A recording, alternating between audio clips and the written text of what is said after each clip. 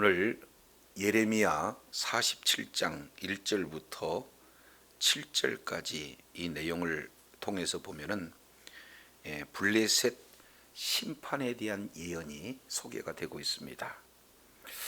1절 내용을 보면은 바로 블레셋 심판에 대한 그 시작의 메시지가 소개가 되고 있죠. 바로가 가사를 치기 전에 블레셋 사람에게 대하여 선지자 예레미야에게 임한 여호와의 말씀이니라, 이렇게 소개하고 있어요. 그러니까 선지자 예레미야에게 임한 하나님의 말씀, 그러면은 그 임한 하나님의 말씀은 그대로 이루어진다라는 사실을 말씀하는데, 지금 누구에 대한 예언의 말씀입니까? 47장 1절에 보니까 블레셋 사람에 대하여서. 그러면 언제 이 내용이 이렇게 예언되어 있는가 봤더니 바로가 가사를 치기 전 이렇게 말씀을 하고 있습니다. 우리는 예레미야 이제 46장부터 51장까지는 바로 열방 심판에 대한 내용을 말씀을 하고 있어요.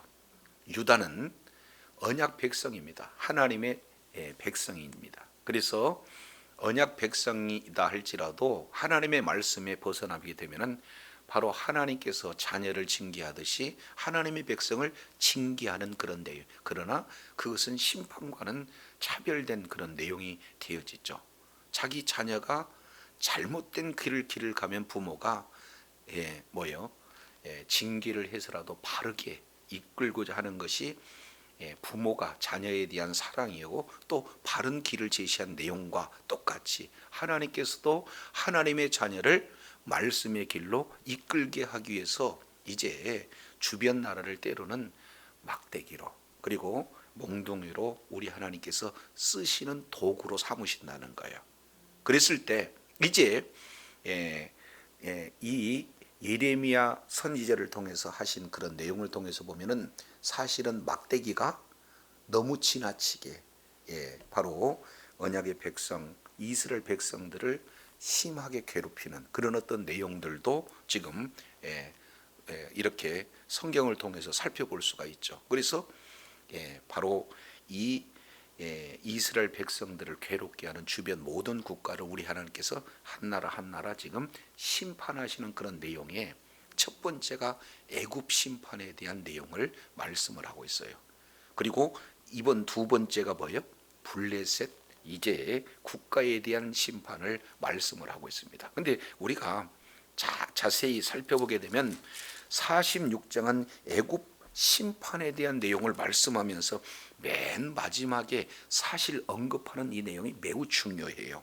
자, 46장 마지막 27절 한번 보시겠습니다. 내 종 야곱아 두려워하지 말라, 이스라엘아 놀라지 말라. 두려워하지 말고 놀라지 말라. 대상은 누구예요? 야곱과 이스라엘인데 그 앞에 내 종 그랬습니다. 그래서 이제 주변 열방을 심판할 때 우리 하나님께서 이 언약의 백성들은 놀라고 두려워하지 말라. 이유는 왜 그래요? 보라, 내가 너를 먼 곳에서부터 구원하고 내 자손을 포로된 땅에서 구원하리니 야곱이 돌아와서 평안하며 걱정 없이 살될 것이라.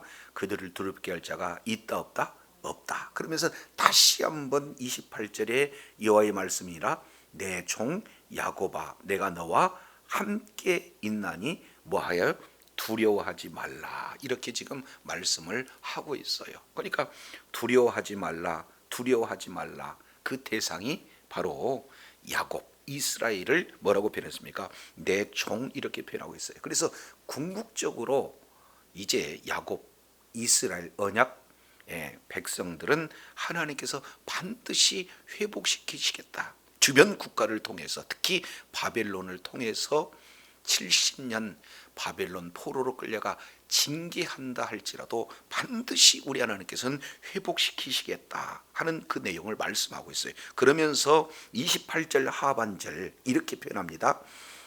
내가 너를 흩었던 그 나라들을 다 뭐한다 할지라도 멸한다 할지라도 너는 사라지지 아니한다. 그러니까 이제 주변 국가는 심판을 명하시지만 내 종 야곱, 내 종 이스라엘은 어떻게 해요?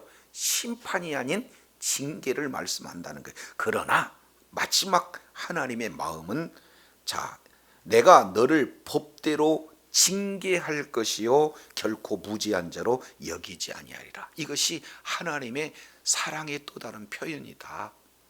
말씀에 떠나면 사실은 죄악 가운데 있는 이 하나님의 백성들을 가만히 방치하는 것이 바른 하나님의 사랑일까? 아니라는 거죠. 그래서 자기 백성이다 할지라도 죄에 대해서는 반드시 우리 하나님께서 그 무지한 자로 여기지 않겠다. 징계하겠다. 근데 그 징계를 하나님께서 하시지만 누구를 도구로 삼아요?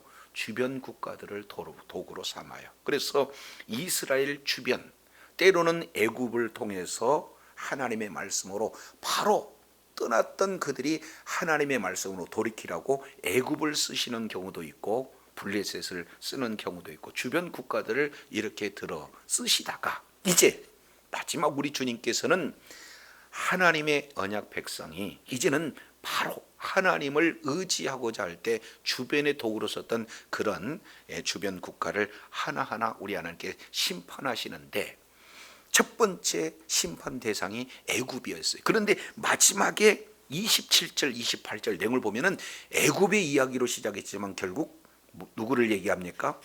이스라엘에 대한 내용을 말씀하고 있어요. 그래서 하나님의 관심은 사실은 애굽을 치는 것보다도 더 그 속에서 바로 언약 백성들을 관심을 두고 계시다라는 사실을 보게 됩니다. 자, 그러면서 두 번째 지금 심판의 대상이 블레셋이에요. 근데 블레셋을 칠 때의 그 시기를 1절에 표현하는 것을 보게 되면은 바로가 가사를 치기 전 그랬습니다.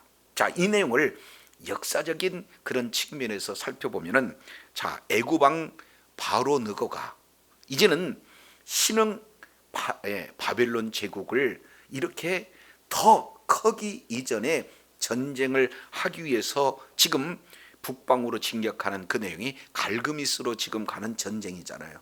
그런데 갈그미스 전쟁이 이루어지기 위해서는 반드시 유다와 그리고 블레셋 지역 해변 그 지역을 이제 통과해야 되는 그런 어떤 상황이죠. 그러면은 두 가지 양상이 있어요. 길을 내두든지 아니면 뭐 합니까?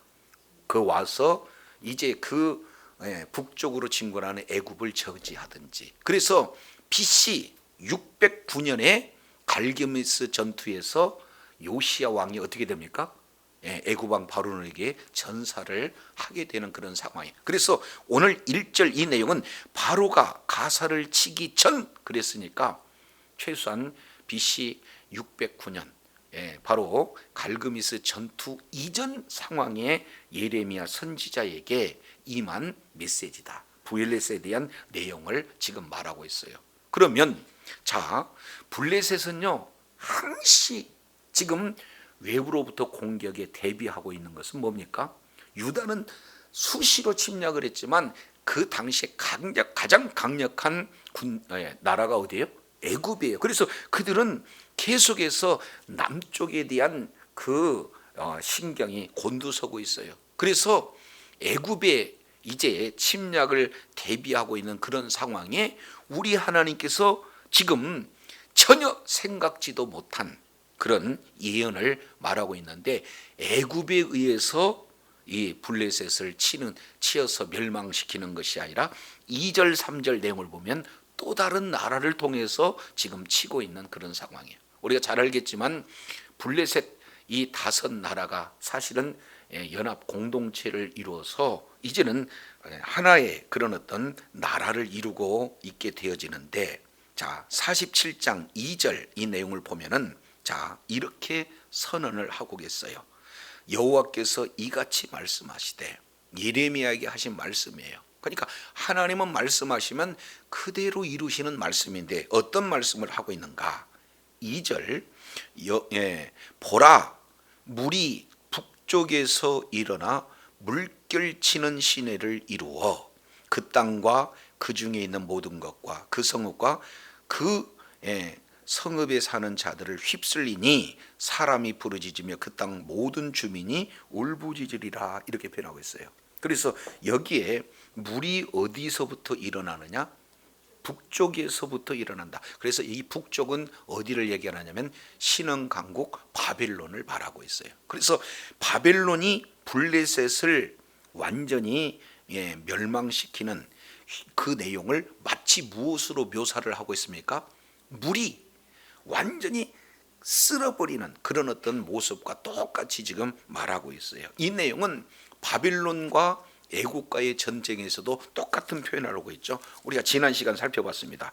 예레미야 46장 자 7절 내용을 보니까 그 나일강이 창일함과 강물의 흉용함은 자 같은 자가 누구요? 애굽이 나일의 창일함과 강물의 흉용함 같도다. 그가 이르되 내가 일어나서 땅을 덮어 성읍들과 거민들을 멸할 것이라. 마치 이제 나일강이 아주 그냥 흉용하게 되면 창일하게 되면은 주변에 뭐예요? 순식간에 다 쓸어버린 것과 똑같이 애굽과 그리고 이제 바벨론과의 그런 전쟁을 하면은 바벨론이 애굽을 이렇게 한꺼번에 쓸어버리는 그런 어떤 내용을 이미 애굽 심판에 대한 내용을 통해서 살펴봤습니다. 그런데 이번에는 애굽이 아닌 대상이 누굽니까? 블레셋이에요. 그러니까 블레셋 역시 마찬가지로 마치 물이 그냥 한 번에 휩쓸고 쓸어버린 그런 내용처럼 블레셋을 휩쓸고 가는데, 자 대상 보겠습니다. 그 땅 그리고 그 성읍, 그런데 땅뿐만 아니라 그 땅 중에 있는 모든 것들, 그리고 성읍뿐만 아니라 그 성에 사는 모든 사람들을 다 쓸어버리겠다 하는 그런 내용이에요. 자, 지역을 살펴보게 되면은 바로 와디라고 하죠. 건천. 그러니까 평상시에는 천처럼 돼 있으나 물이 하나도 없어요. 그런데 폭우가 쏟아지면 어떻게 돼요? 갑자기 하나의 큰 강이 되어서 아주 드높은 기세로 이 물로 싹 쓸어버리는 그런 어떤 모습을 지금 이렇게 표현을 하고 있습니다. 그만큼 이제 바벨론 북쪽에서 이 남쪽에서 침략을 대비하고 그렇게 계속해서 이제 준비했던 그들의 생각하고는 전혀 다르게 어디예요? 생각지에 닿는 북바벨론이 이 블레셋을 완전히 쓸어버리는 이런 모습들을 이렇게 표현을 하고 있어요. 자, 그랬을 때 상황이 3절입니다. 3절 보세요. 군마의 말굽 소리와 그리고 달리는 병거 바퀴가 진동하는 소리 때문에 아버지의 손맥이 풀려서 자기 자녀들을 뭐한다? 돌보지 않는다.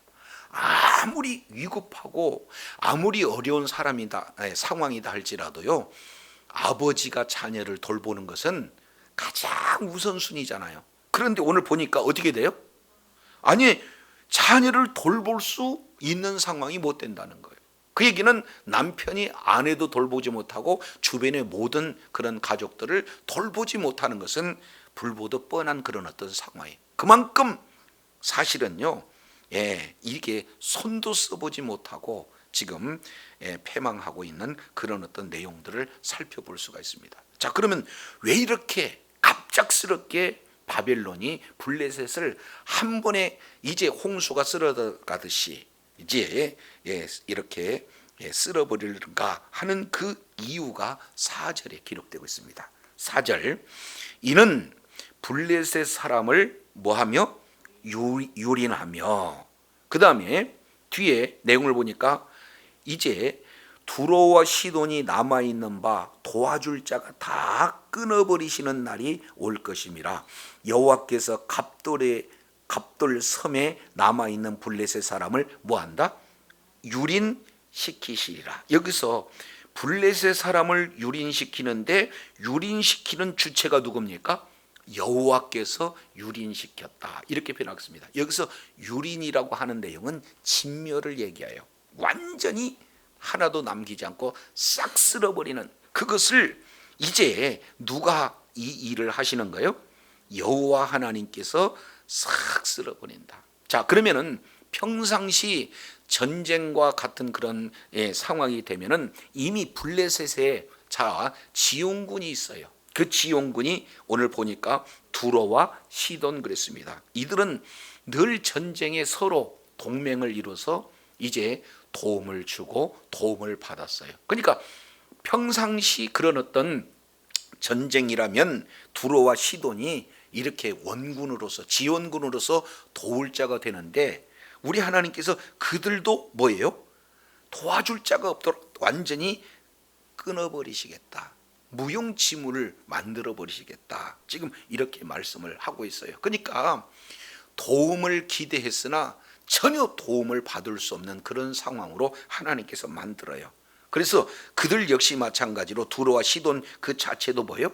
도울 형편이 될 수 없도록 하나님께서 끊어버리시겠다 하는 그 내용을 지금 말씀을 하고 있습니다. 잘 알겠지만 두로와 시돈 이 내용은 아주 그 주변에 가장 부강한 나라 페니키아 그런 도시 국가가 바로 두로와 시돈이에요.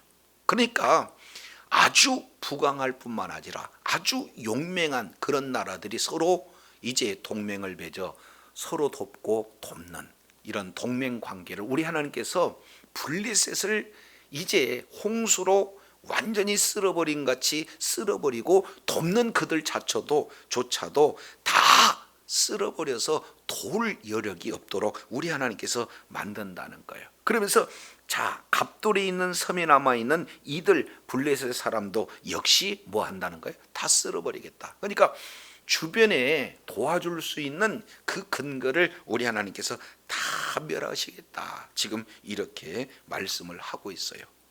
자, 그래서 2절에서 4절까지 이 내용을 통해서 보면은 바로 블레셋이 한순간에 멸망될 것에 대한 내용을 선지자 예레미야를 통해서 지금 말씀을 하고 있는 것을 보게 됩니다. 자, 그래서 여기서 이제 우리가 한번 생각할 수 있는 내용은요, 하나님께서 이렇게 멸하시기로 작정된 그런 전쟁이라면은 사람의 도움도 나라의 도움도 결단코 도움이 된다는 겁니까? 도움이 될 수가 없다는 거예요?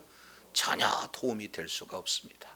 그래서 아무리 뛰어난 그런 전쟁 무기를 가졌다 한들, 아무리 경제가 이제 그런 부강한 그런 나라가 됐다 할지 의지 대상은 될 수가 없다는 거예요. 그래서 하나님이 심판을 결정한 그런 상황에서는 어떤 누구도 도움이 될 수 없다. 이 사실을 지금 예레미야를 통해서 정확하게 보여주고 있는 것을 볼 수 있어요. 그러면 저와 여러분 평상시 누구를 의지해야 되겠습니까? 그렇습니다. 여호와 하나님을 의지하는 그 자가 복이 있는 자예요.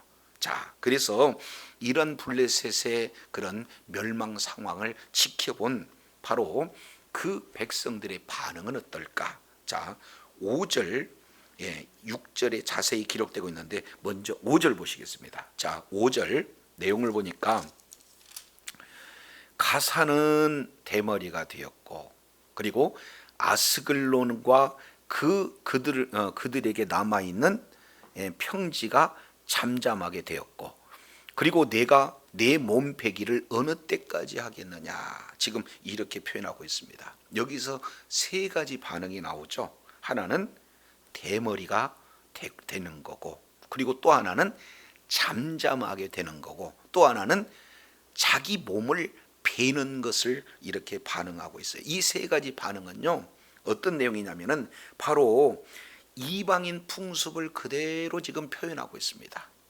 이 이방인 풍습은 뭐냐? 아주 극단적인 슬픔을 이제 이렇게 표현하는 이방인의 풍습이에요. 그러니까 이 내용은 어떠느냐? 여기에 사실은 종교적 의미가 이 속에 담겨져 있어요.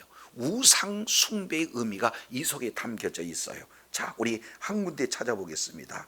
레위기 19장 보겠습니다. 레위기 19장. 레위기 19장 28절 죽은 자를 위하여 너희는 살을 뭐하지 말라? 베지 말라. 자해하지 말라. 그리고 몸에 문의를 놓지 말라. 이것이 뭐예요? 이방, 지금 이방 신들의 그런 어떤 내용을 말하고 있어요. 27절도 보세요. 머리칼을 둥글게 깎지 말고 수염을 손상하지 말아라. 이렇게 표현을 하고 있습니다. 자, 그러면 이들은요, 하나의 우상 숭배하는 그런 내용으로 이제 다른 신들을 이렇게 도움을 요청하는 그런 어떤 내용이 있는 머리를 뭡니까? 여기서 대머리 이렇게 표현을 하고 있는데, 대머리라고 보다는 대머리로 머리를 다 뭐예요? 깎아버리는 행위를 지금 말하고 있어요. 그리고 두 번째는요, 그냥 가만히 잠잠하고 있는 그런 어떤 상황이. 그리고 세 번째는 자기 몸을 자해하는 겁니다. 이것은 우리가 잘 알고 있습니다. 열왕기 18장 이 내용을 보면은 갈멜산 전투, 그 유명한 바로 전투 이야기가 나오죠. 그래서 이제 바알과 아세라 목상을 섬기는 그런 거짓 선지자 850명과 이제 엘리야가 영적 전쟁을 치르게 되잖아요. 누가 여호와 하나님인가?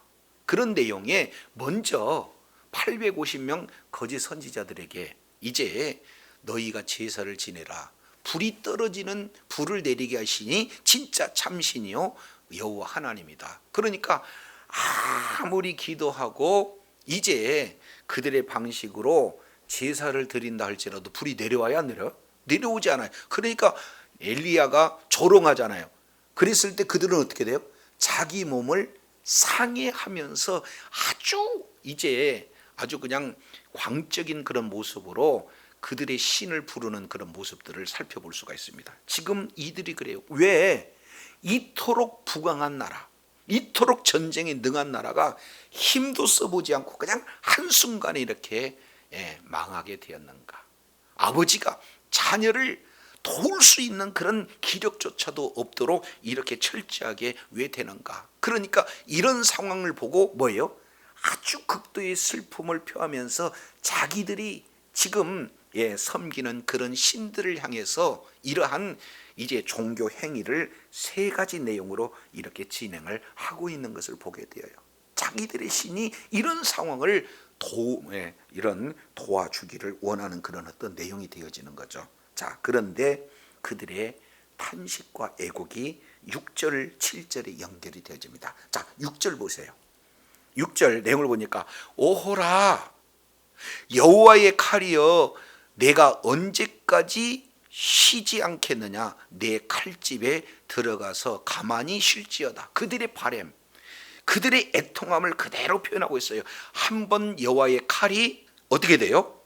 이제 움직이기 시작하면은 칼집에 들어가서 쉬어야 되는데 쉬지 않고 멸망을 시킨다는 거죠. 그러면 결국 이들은 알아요.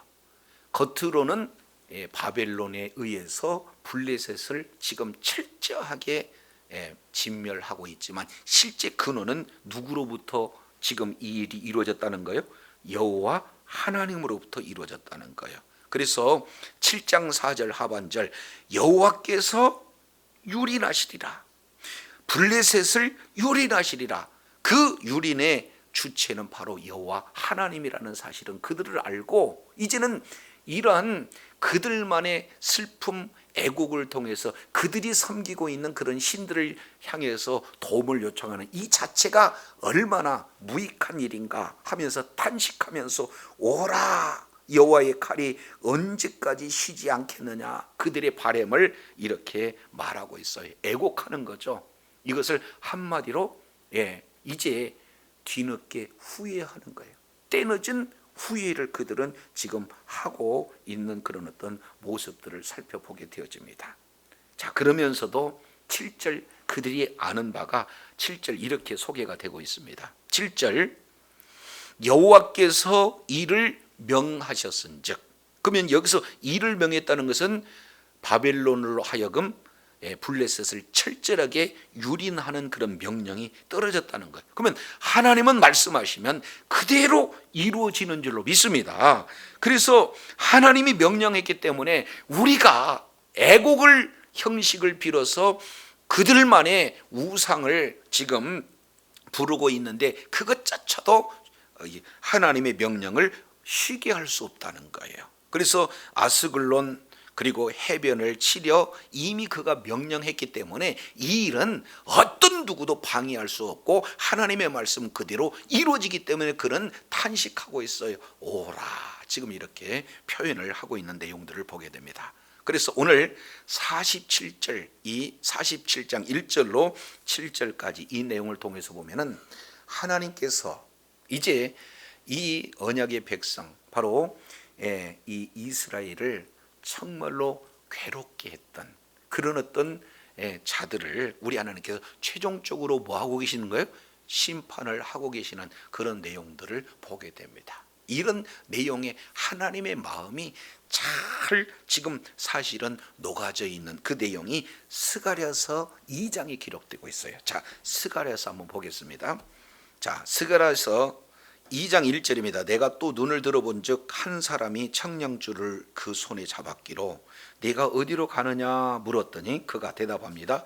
예루살렘을 청량하여 그 장광, 장광을 보고자 한다 해서 아주 치밀한 지금 계획을 지금 진행하고 있어요. 그럴 때 2장 3절에 내게 말하는 천사가 나가며 다른 천사가 나와서 그를 맞이했습니다. 그래서 4절 너는 달려가서 그 소년에게 고하여 이르라. 예루살렘의 사람이 거할 것이다. 그 가운데 사람도 육축도 많았으므로 그것은 마치 성곽 없는 촌락과 같을 것이다. 이미 바벨론 포로로 예루살렘 성읍은 뭐예요? 사람이 살 수 없는 그런 곳으로 황폐화되었는데 이제 천사의 측량으로 다시 예루살렘을 청량하고 있는데 예루살렘에 얼마나 많은 사람들이 지금 살든지 아예 성곽이 없는 그런 어떤 상황과 같다. 그래서 이렇게 표현해요. 5절 여호와의 말씀에 내가 그 사명을 불성곽이 되어 그 가운데 영광이 되리라. 지금 말하고 있습니다. 성에 성곽이 없으면 외침이 있어요. 위험합니다.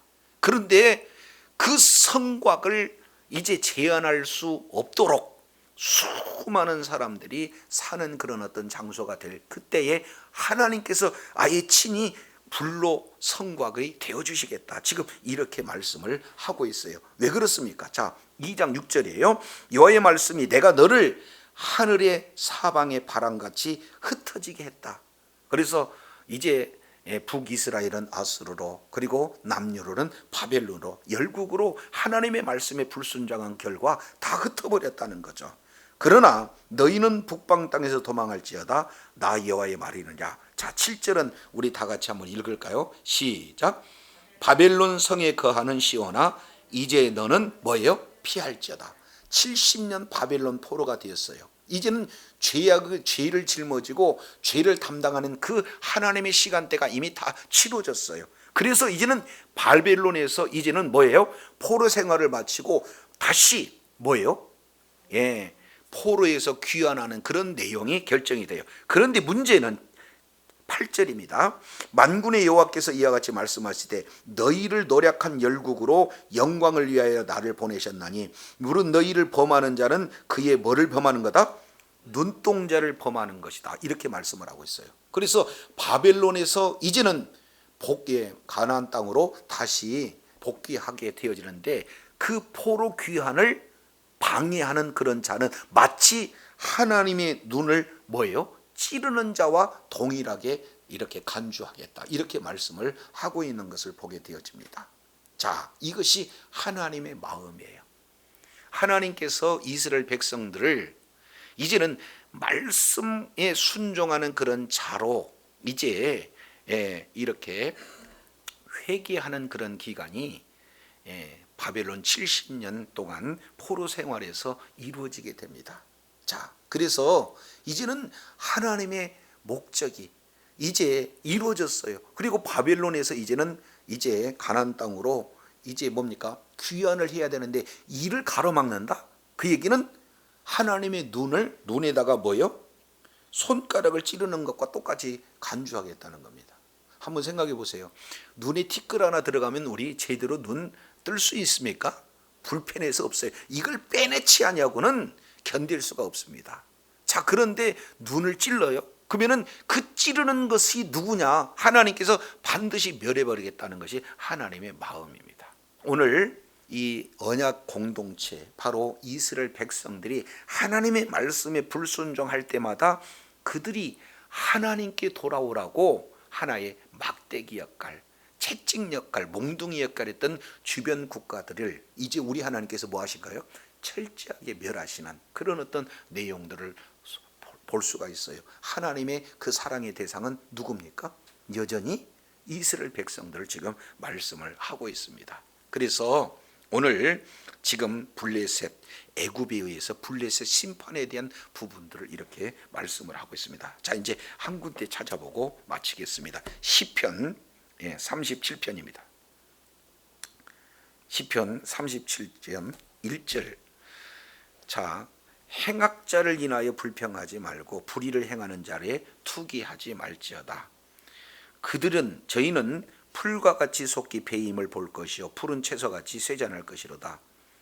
여호와를 의리하여 선을 행하라. 땅에 거하는 자들아 그 성실로 식물을 삼을지어다. 지금 여호와를 기뻐하라. 그가 네 마음의 소원을 주시리라. 주님께서 이렇게 말씀하고 있어요. 때로는요, 애굽이 잘 나갑니다. 풍요가 있습니다. 그리고 아주 강력한 그런 군사 대국이 됩니다. 그러면은 그 나라를 부러워할 수도 있어요. 그잖아요. 그런데 우리 하나님께서는 그런 자들을 불평하거나 투기할 이유가 없다. 한순간 풀이 무성하게 되지만 배임을 당하는 것과 똑같이, 푸른 채소가 쇠잔한 것과 똑같이 일시적으로 흥황한 그런 내용이 있지만 그들은 반드시 심판을 받는다는 거예요. 반면 하나님의 말씀에 이제 불순종함으로 말미암아 그런 주변 국가에게 침략을 당하기도 하고 괴롭힘을 당하기도 하는 그런 내용도 있지만 우리 하나님께서는 마침내 그들을 하나하나 뭐하고 계세요? 멸하고 계시는 겁니다. 오늘날도 마찬가지예요. 이제 예수 그리스도를 믿는 믿음을 가진 바로 이제 하나님의 이제 자녀들, 예수 그리스도의 제자들 가서 복음을 증거하는 그곳에 복음을 증거하는 그 자리에 가서 보면은 여러 가지 손해도 따라요. 박해도 있습니다. 심한 경우에는 있는 것도 뺏기고 죽임을 당하기까지 하는 경우도 있어요. 자, 이런 상황 속에서 끝까지 이제 주님을 의지하고 끝까지 주님의 이제 뜻을 이루기 위해서 헌신했던 그 내용의 최종적인 승리자는 누가 되는 겁니까? 세상 사람들은 일시적으로 박해할 수 있는 힘도 있고 배경을 가질 수 있지만 그들은 애굽이 심판을 철저하게 당하는 것처럼, 블레셋이 철저하게 당한 것처럼 최후의 승리자는 바로 교회요 성도인 줄로 믿습니다. 그래서 오늘 블레셋 이 내용을 지금 그들은 애굽을 늘 견제하고 애굽의 침략에서 대비했는데 우리 하나님께서는 애굽을 통해서 블레셋을 심판하지 않고 생각지도 못한 이제 북쪽에 있는 바벨론을 통해서 일시적으로 이렇게 심판하고 있는 내용입니다. 그 블레셋을 통해서 얼마나 이스라엘 백성들이 괴로움을 많이 당했습니까? 그런데 이제 우리 하나님께서는 뭐예요? 애굽을 심판했듯이 블레셋을 심판합니다. 그들은 우리보다 더 강력하고 잘 나갈 때 있어요. 그러나 그들은 심판의 대상이다 라는 사실을 살펴보고 오늘 우리 주님은 야곱을, 이스라엘을 내종그랬어요. 하나님의 관심은 언약 공동체에게, 바로 하나님의 백성에게 있다는 사실을 기억하시고 우리가 일시적으로 말씀의 불순종에서 어려운 고난을 당하게 되고 때로는요 하나님의 섭리 가운데 아무런 죄악이 없이 고난 고통을 당할 수 있지만 최고의 승리는 뭐예요? 바로 교회에 있다. 하나님의 나라가 이제는 완성된 그때에 최고의 행복자가 바로 예수 그리스도를 믿는 믿음을 가진 성도라는 사실을 우리가 기억하시고 모든 심판은 누구에게 맡겨요? 하나님께 맡기고 이제 전적으로 말씀에 순종하는 그런 길을 갈 때 우리 하나님께서는 이제 하나님의 자녀를 괴롭히는 모든 자들을 여호와의 눈을 찌르는 자와가 이렇게 간주해서 마지막 그들은 심판받지만 하나님의 자녀들에게는 최후의 승리자가 되어진다는 사실을 기억하시고 날마다 믿음의 길로 걸어 하나님의 뜻을 이루고 하나님 앞에 존귀하심 받는 주의 사랑하는 자녀들이 다 되시기를 예수 그리스도 이름으로 축원합니다. 기도하겠습니다. 거룩하시고 자비로우신 하나님, 오늘 블레셋은 아주 호전적인 나라, 전쟁에 능한 나라, 그리고 그와 동맹한 바로 시돈, 그리고 또 이제 두로, 이런 내용은 경제적으로 굉장한 부강한 나라, 이들이 서로 이제 바로 이 공동체를 이루고 서로 동맹을 이렇게 이루는 그런 어떤 내용으로 끊임없이 바로 이 이스라엘을 괴롭혔지만 우리 하나님께서는 하나님의 때가 되었을 때 그들의 생각지 못한 그런 방법과 그런 나라를 통해서 완전히 진멸하신다는 사실을 오늘 말씀을 통해서 일깨워 주신 것 감사합니다. 때로는 우리는 이런 언약 밖에 있는 세상 사람들, 세상 나라가 잘 보여 나가는 것을 보여주고 풍요롭고 강건한 그런 내용을 통해서 마음을 뺏길 수도 있지만 그들은 이제 풀이 무성하면 비어지는 것과 같이 어느 때 급작스런 심판이 임한다는 사실을 살펴보면서 진정한 하나님의 사랑의 대상이 바로 이스라엘 백성이요, 바로 언약 공동체인 바로 이제 하나님의 백성, 바로 예수 그리스도를 믿는 교회요, 성도를 우리 하나님께서 지극히 사랑하신다는 사실을 일깨워 주셨사온즉 날마다 복음을 증가하여 주의 뜻을 이루며 주님 앞에 존귀하게 쓰임받고 허락하신 놀라운 분복을 다 받아 누리는 축복의 통로가 되어 주님께 끝까지 의로운 병기로 쓰임받는 복된 자리에 있게 하여 주시옵소서. 감사드리며 우리 구주 예수님 이름으로 기도드립니다. 아멘.